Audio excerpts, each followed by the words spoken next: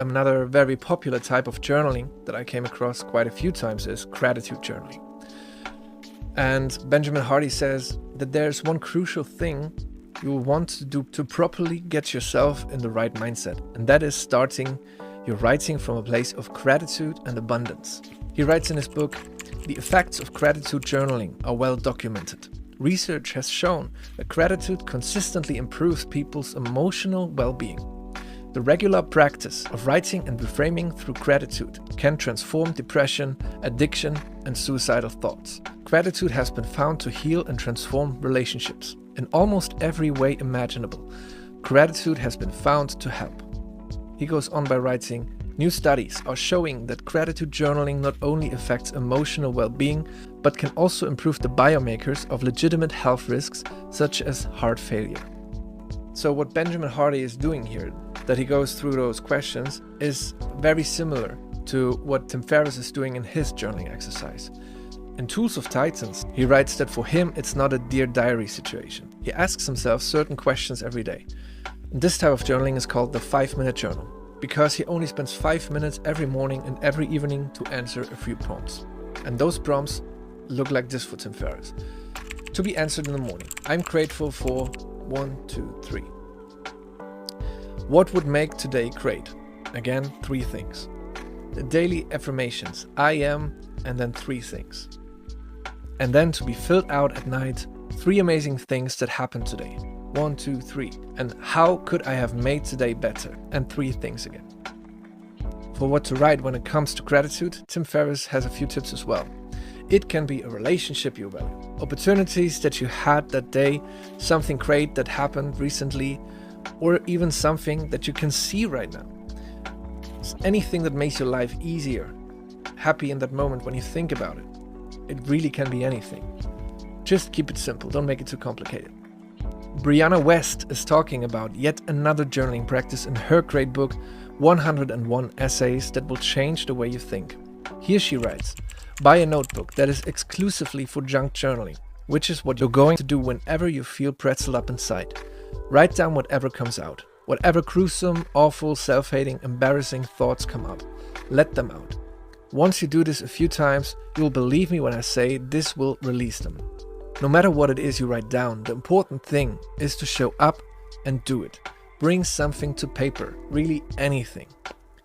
Greg McKeown writes in his book Essentialism, "Think of the journal as like a storage device for backing up our brain's faulty hard drive. As someone once said to me, the faintest pencil is better than the strongest memory." He goes on by writing, "For the last 10 years now, I have kept a journal, using a counterintuitive yet effective method. It is simply this.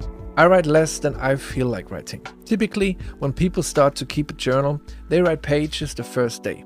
Then, by the second day, the prospect of writing so much is daunting, and they procrastinate or abandon the exercise.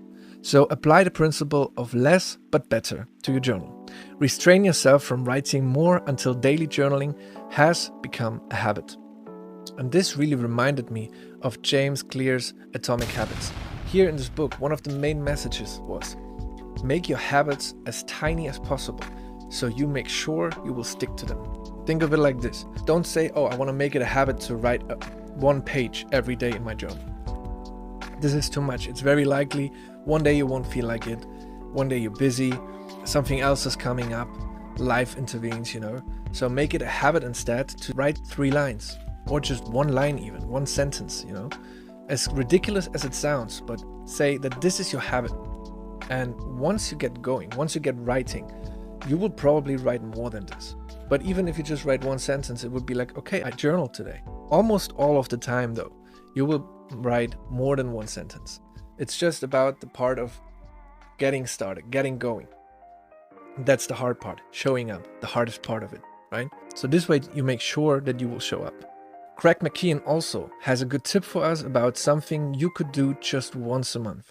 He writes, "I also suggest that once every 90 days or so, you take an hour to read your journal entries from that period. But don't be overly focused on the details. Instead, focus on the broader patterns or trends. Capture the headline. Look for the lead in your day, your week, your life. Small, incremental changes are hard to see in the moment, but over time can have a huge cumulative effect. So now, the only question that's left to answer is when and where to journal. Obviously, for most people, it makes a lot of sense to journal in the evening after a day is done to reminiscence and evaluate if you lived true to your values and your goals.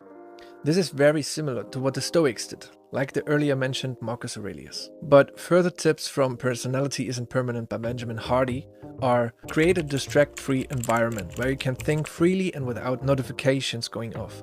Leave your smartphone either away from your body or on airplane mode. Meditating or praying before writing. Reviewing your vision or goals before writing. Writing about things you're grateful for, past, present and future.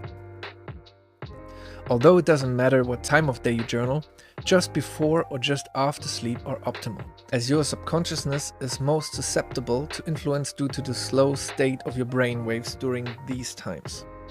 When writing, be mindful of your environment and how it is influencing your thoughts and emotions.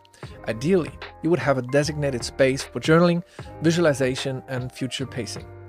Each of these activities, from getting into the right environment, meditation, breathing and viewing your recent wins and goals, puts you into the right mindset so that when you write from a higher and more powerful place. I hope you have a good overview of journaling now, why you should do it, what the benefits are, how to do it, and hopefully you feel motivated now to just give it a try.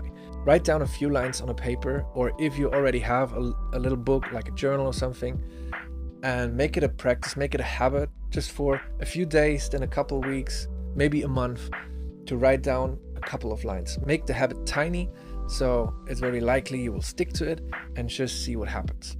Tell me in the comments what your journal practice looks like, if you gave it a try already, or if you want to give it a try. Let me know if you have good tips that I didn't mention, if you know good books about journaling.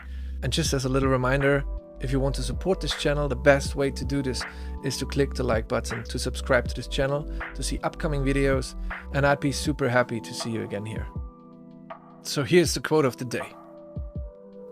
The German physicist Albert Einstein lived from 1879 to 1955, and it seems like saying cool things that become famous quotes was one of his biggest hobbies when he was not creating groundbreaking equations. There are more than 1,000 quotes of him floating around the internet these days.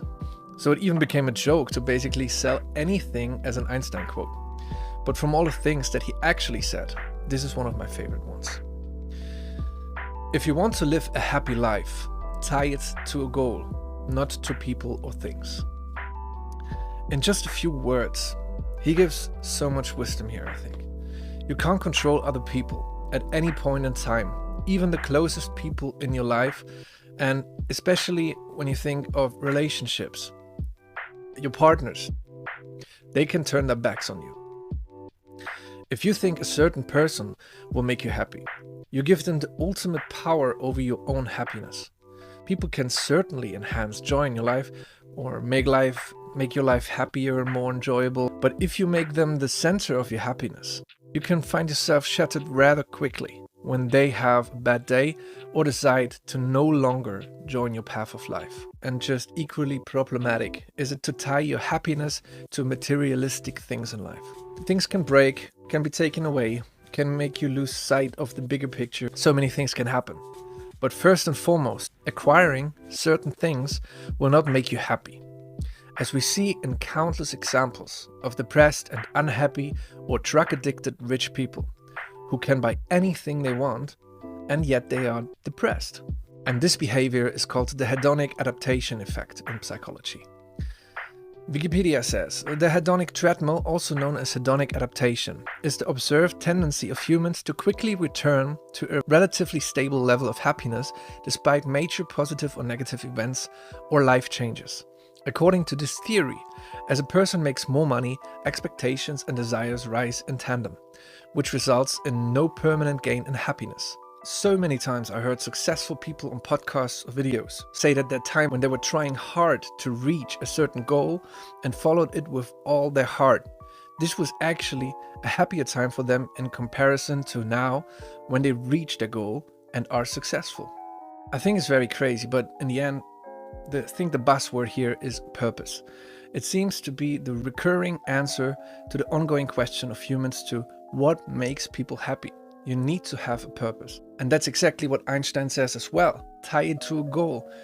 Make something your purpose. The cool thing is, you don't even need to find something that is your purpose forever. That was the thing for me. I thought, okay, I have to find a purpose in life. And then you're like stressed because, oh my God, I have to find something that is so important that I will dedicate my life to it. But then I actually heard or read it somewhere that you don't have to follow this one purpose for the rest of your life.